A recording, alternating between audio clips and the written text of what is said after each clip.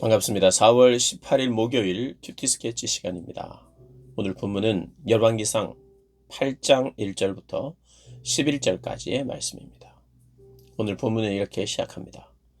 이에 솔로몬이 여호와의 언약궤를 다윗성 곧 시온에서 메어 올리고자 하여 이스라엘 장로와 모든 지파의 우두머리 곧 이스라엘 자손의 족장들을 예루살렘에 있는 자기에게로 소집하니.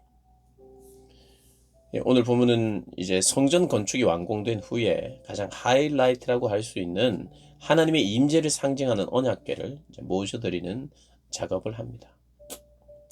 하이라이트죠. 제일 중요한 일이죠. 언약궤 자체가, 그 물건 자체가 중요하다는 뜻이 아니라 그것은 하나님께서 하나님의 임재의 상징으로 이 출애굽 당시 광야에서 성막의 가장 깊은 곳, 가장 구별된 곳, 지성소에 머물던 그런 이제 물건이죠. 언약궤가.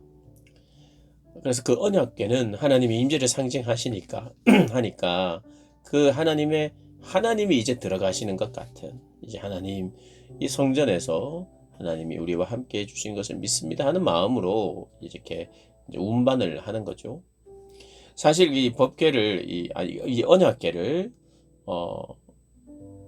다윗 왕 때에 옮기다가 잘못된 방법으로 옮긴 것도 문제요. 임의대로 하나님의 임재를 임의대로 자기들의 뜻대로 모셔드리려고 하는. 그러니까 하나님은 하나님의 뜻에, 하나님이 원할 때 움직이시는 분인데 우리의 원함을 위해서 그것도 다윗이 그렇게 실수를 한 거죠. 그래서 웃사가 죽었잖아요. 그래서 율법의 말씀대로 솔로몬은 정말 조심해서 오늘 본문처럼 제사장들이 궤를 메고 제사장과 레위 사람이 또 언약궤 회막 성막 안에 모든 거룩한 기구들을 메고 그렇게 갑니다. 그 언약궤가 무사히 딱 그의 처소에 들어가게 되죠. 그런데 이 언약궤가 들어가는 것이 중요하고요. 근데 이 언약궤에 원래 세 가지가 들어 있었는데 말씀 두 돌판, 그리고 아론의 쌍난 지팡이, 그리고 만나, 이렇게 세 가지죠. 근데 이 세 가지 중에 오늘 그 두 가지는 빠져 있다고 이야기를 합니다. 9절에 보면 그 궤 안에는 두 돌판 외에 아무것도 없었다. 그래서 두 돌판만 있었어요. 그 아론의 쌍난 지팡이와 만나는 왜 없어졌을까? 성경은 말하지 않습니다. 왜 없어졌는지, 누가 가져갔는지, 왜 없어졌는지는 모르는데요. 원래가 만나는 늘 썩는, 하루가 지나면 썩는 게 만나였잖아요. 광야 시대에. 그 만나를 먹는데 아침에 일찍 나와서 자기 분량만, 그 하루치만 가져가지 않고 이틀 3일치를 가져가면 그게 썩었고, 또 주일 안식일 전날에는 이틀치. 왜냐면 안식일에는 만나가 내리지 않아서. 그래서 만나는 유통기간이 하루입니다. 그런데 이 만나가 40년 광야를 돌 때 이 만나가 거기에 계속해서 썩지 않고 있어서 부패되지 않았어요. 왜 그럴까요? 하나님의 임재의 상징이기 때문에 그래요. 하나님의 임재는, 하나님이 임재했다 그러면 그것이 무엇입니까? 생명. 그러니까 생명의 공급자가 임재해 계시는 곳에 썩음과 부패함이 없죠. 아론의 쌍난 지팡이는 뭡니까? 아론의 지팡이에 싹이 났어요. 이것도 생명을 이야기하는 거죠. 생명. 원래 그 싹이 나 있으면, 싹이 나면 안 되죠. 나무 막대에. 근데 뭐 혹 나무 막대에 난 싹이 있다고 칩시다. 뭐 어떻게 하다 보니 그게 났다고 치더라도 물론 그게 하나님이 나게 하셨으니까 그렇죠. 하나님의 권위에 대해서, 선택하신 하나님의 권위에 대해서 도전하자 하나님께서 각 지파별로 지팡이를 내고, 내가 택한 자에게 싹이 날 것이다. 하나님이 나게 하신 거예요, 물론. 근데 그것이 원래 장미라든지 풀이라든지 우리 꺾으면 다 그것도 말라버리는데, 이 법궤 안에, 하나님의 언약궤 안에는 만나도 유지되고, 아론의 쌍난 지팡이도 싹이 나 있으니까 쌍난 지팡이라고 그러죠. 그냥 아론의 지팡이가 아니라. 이것을 통해서 우리가 알 수 있는 것이 뭐냐면 생명의 근원이 하나님께 있다는 거예요. 그러니까 물도 있어야 되고, 뭐 방부제가 있어야 되고, 썩지 않아야 되고, 부패되지 않고 죽지 않으려면 물도 있어야 되고, 뿌리도 있어야 되고, 뭐 다 그런데 우리의 상식은, 이 자연의 법칙은 원래 그게 있어야 되잖아요. 근데 하나님은 그걸 뛰어넘습니다. 하나님, 마치 말씀, 이 두 돌판이 하나님의 말씀으로 우리가 상징하자면 하나님이 거기 함께 하시니까, 모든 것이 생명의 근원이신 하나님이 계시니까 만나도 아론의 쌍난 지팡이도 그대로. 그러면 우리가 생각할 수 있는 것이, 역시 하나님의 임재가 생명을 유지하게 하고는가, 생명의 근원이시구나를 생각할 수 있겠죠. 그런 면에서는 굉장히 또 긍정적인 면인데, 근데 이것이 생기게 된 이유는 또 부정적이에요. 만나도 하나님 앞에 사람들이 막 원망할 때 하나님이 주신 것이고, 또 하나님이 허락하신 권위에 도전하고 이럴 때 하나님이 또 그것에 대해서 응답하신 게 이거였단 말이죠. 두 돌판도 보면 처음에는 두 돌판은 깨뜨려졌잖아요.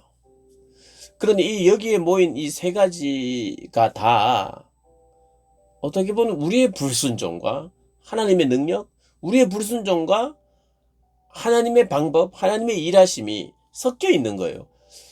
그래서 그 법궤를 볼 때, 우리의 잘못, 우리의 연약함, 우리의 부족함도 생각하게 되고, 또 하나님의 임재로 말미암는 생명력도 생각하게 되는, 그런 참 이 양면의 모든 것을 담고 있는 것이 언약궤죠. 그러니까 언약궤 안에 있는 것을 바라볼 때, 생각할 때, 묵상할 때 여러 가지가 함께 우리에게 생각될 수 있는 것이죠.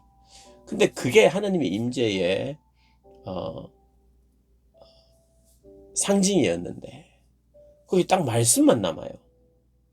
왜 없어졌는지는 몰라요. 그런데 어쨌든 하나님은 신비로운 것들, 하나님의 말씀의 능력의 생명의 증거로 계속 놔두지 않고 그걸 없애버리는 거예요.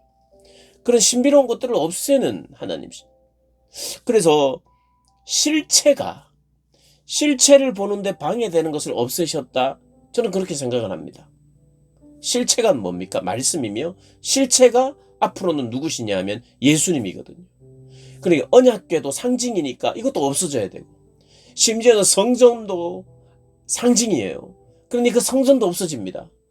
성전도 무너지고, 그리고 언약궤는 다시 찾지도 않을 것이라고 말했던 예레미야 선지자는 이 열왕기상을 대체적으로 예레미야가 썼다라고 생각하는 학자들이 많습니다. 예레미야가 만약에 썼다면 예레미야는 이미 상징을 따지는, 이 언약의 약속을 우리에게 해주는 어떤 모양들, 이런 것들이 다 없어지고 필요 없다고 말합니다. 성전도 하나님의 집으로 상징인데 이게 다 없어지는 거예요.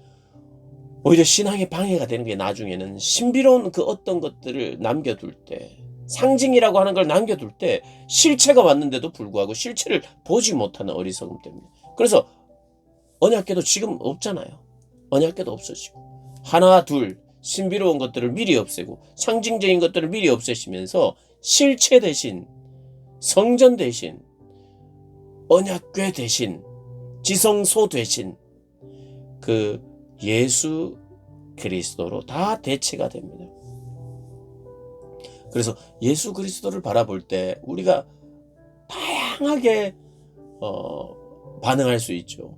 예수 그리스도를 보면 나의 죄가 생각나고, 불순종이 생각나고, 언약궤를 바라볼 때, 만나를 바라볼 때, 아론의 쌍난 지팡이를 바라볼 때 나의 못남과 불순종과 그런 것들을 또 생각하게 되고, 반대로